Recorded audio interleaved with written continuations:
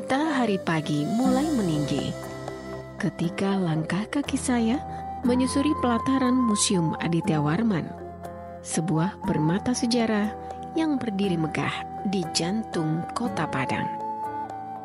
Angin sepoi-sepoi membawa aroma khas kayu tua dari bangunan utama museum yang berbentuk rumah gadang. Rumah adat Minangkabau dengan atap bakoncong menjulang ke langit.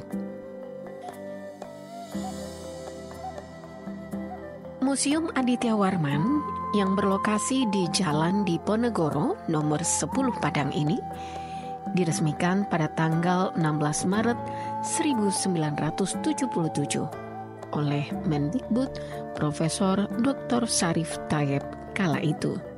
Kemudian, berdasarkan SK Mendikbud RI nomor 1/1989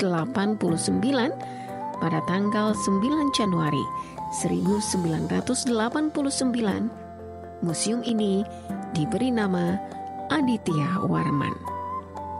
Hal tersebut untuk mengingat jasa seorang Raja Minangkabau di abad ke-14 Masehi. Tentang kebesaran Aditya Warman ini dapat kita ketahui melalui peninggalannya berupa prasasti yang terdapat di Saruaso Limokaung Pagaruyuang, serta Arca Birawa dan juga Candi Padang Raco di daerah Sijunjung. Museum ini berlokasi di Komplek Lapangan Tugu, Jalan Diponegoro Padang, atau dikenal juga dengan Taman Melati. Sebuah taman tempat bermain warga kota Padang dibangun di atas tanah seluas lebih kurang 2,5 hektar.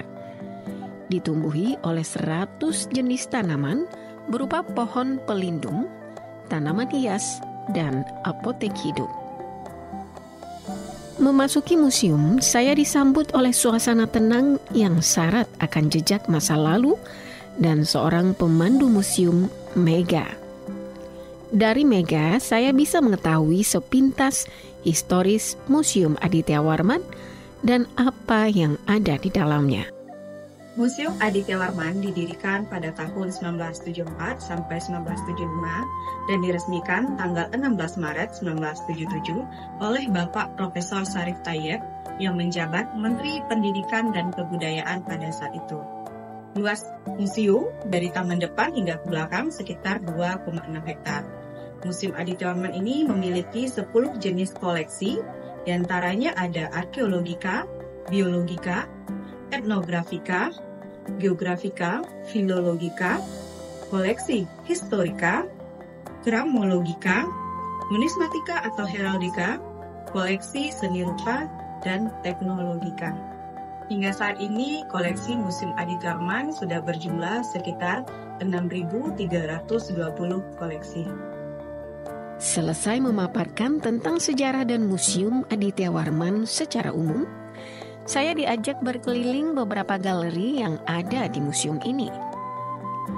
Di ruangan pertama terpajang koleksi pakaian adat Minangkabau dengan warna-warna mencolok dan juga sulaman emasnya. Pakaian-pakaian ini bukan sekedar busana, melainkan lambang status sosial dan filosofi hidup masyarakat Minang. Baik, sekarang kita ada di depan pelaminan tradisional Minangkabau, lebih tepatnya dari daerah Bukit Tinggi. Dan untuk pakaian pengantinnya, anak Daro dan Marapulai dari daerah Sungayang, Kabupaten Tanah Datar, Provinsi Sumatera Barat. Jadi, di sini kita dapat melihat bahwa setiap daerah memiliki pakaian pengantinnya masing-masing. Beranjak ke ruang berikutnya, saya menemukan berbagai artefak peninggalan kerajaan Minangkabau.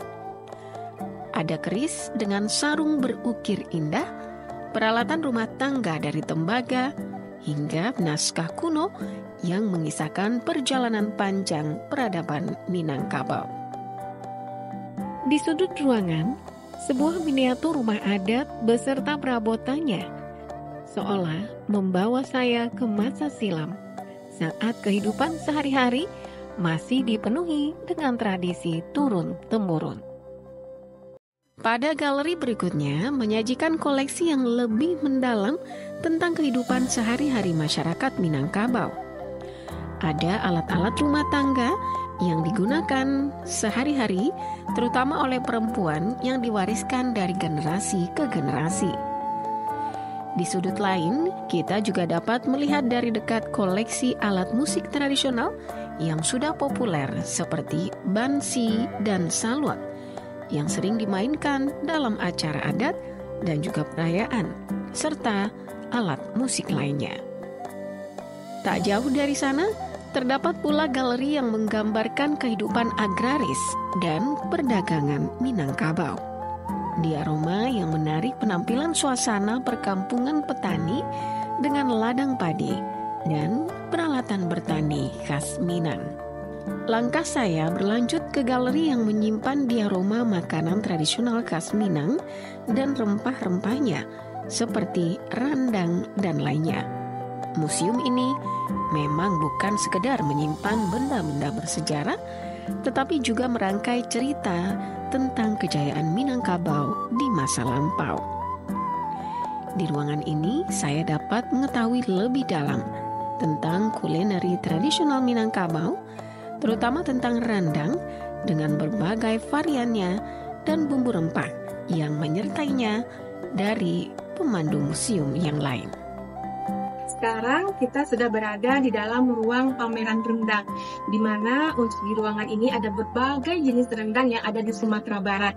Nah, tentunya kalau mau masak rendang kita juga tidak ketinggalan tentang bumbu-bumbunya. Nah, bumbu yang ada di rendang itu sendiri ternyata juga memiliki filosofi. Nah, seperti daging ya. Nah, daging ini kalau kita ibaratkan ke kaum yang ada di Minangkabau itu adalah minyak mamak bundo kanduang. Dia adalah objek utama yang ada di kaumnya yang akan mendidik dan mendidik anak dan menakannya. Nah, lalu di sini ada kelapa atau santan atau bisa disebut juga dengan karambia. Nah, karambia di sini kalau kita kaitkan ke dalam kaum yang ada di Minangkabau itu seperti kaum intelektual atau pemenyatu dari bumbu-bumbu tersebut. Nah, atau bisa dibilang dengan cadia pandai. Nah, lalu ada lado. Nah, lado di sini sendiri atau cabai itu diibaratkan dengan ulama. Di sini meskipun dia pedas, namun memiliki aturan-aturan sesuai dengan syariat Islam. Nah, selanjutnya di sini ada bumbu-bumbu seperti ada daun jeruk, daun salam, daun serai, daun kunyit, kemiri, ketumbar, peka ya atau buah bunga lawang, lalu ada buah pala, lengkuas, jahe dan lain-lainnya. Di sini diibaratkan dengan individu yang ada di masyarakat. Tanpa adanya individu juga tentunya tidak berjalanlah suatu kaum tersebut. Nah, begitu juga halnya dengan rendang. Jika tidak ada bumbu-bumbu ini tentu tidak akan enak rasa rendang itu sendiri. Selesai di galeri yang memamerkan kekayaan kuliner tersebut, saya diajak ke halaman belakang museum yang berupa hamparan rerumputan dengan beberapa artefak kebudayaan Minangkabau. Di halaman belakang ini terdapat berbagai artefak batuan seperti arca Bairawa, prasasti dan menhir yang menjadi bukti keberadaan masyarakat di ranah Minang, mulai dari zaman batu sampai ke masa kerajaan. Di sini Aisyah menjelaskan lebih lengkap tentang artefak-artefak tersebut. Sekarang kita berada di Taman Arkeologika Museum Aditya Warman. Nah, di sini kita ada dua buah jenis menhir, di mana menhir ini sendiri fungsinya itu adalah tempat penyembahan roh nenek moyang. Nah, ini kita punya yang replikanya. Nah, untuk menhir di sini dia mengarah ke arah gunung, di mana untuk arah gunung kita sendiri ke arah Gunung Padang, bagian selatan. Nah, lalu di sebelah sini, di sebelah kanan kita itu ada arca Bairawa. Arca Bairawa ini sendiri merupakan jelmaan negatif Aditya Warman yang ditemukan di Sungai Batanghari, Padang Rojo, Damansraya pada masa pemerintahan Belanda. Nah, arca yang berada di Museum Aditya Warman saat ini merupakan yang replikanya, yang aslinya sendiri berada di Museum Nasional. Nah, untuk arca ini sendiri memiliki tinggi kurang lebih 4 meter dengan berat 4 ton, yang dimana di tangan kanannya disimbolkan memegang pisau, dan di bagian tangan kiri memegang mangkuk. Nah, lalu untuk di bagian selanjutnya kita ada prasasti Sarwaso I yang menjelaskan tentang kepemimpinan Aditya Warman itu sendiri, tulisan Sangsekerta bahasa Palawa. Nah, di mana ini juga prasasti kita sendiri ini juga yang replika. Nah, dari prasasti-prasasti yang ada kita bisa melihat bukti-bukti sejarah yang ada pada masa dahulunya. Sementara di halaman samping terdapat replika lumbung padi atau yang dikenal dengan rangkyang yang menggambarkan kehidupan masyarakat yang erat dengan pertanian. Di Minangkabau, rangkyang biasanya selalu menyertai rumah gadang. Rangkyang ini terbagi ke dalam 4 jenis, yakni rangkyang si bayau-bayau, rangkyang si tinjau lawit, rangkyang si tangguang lapa, dan rangkyang ketek dengan ukuran dan fungsi masing-masing. Di bagian luar museum terdapat taman yang rindang dengan patung-patung tokoh sejarah Minangkabau.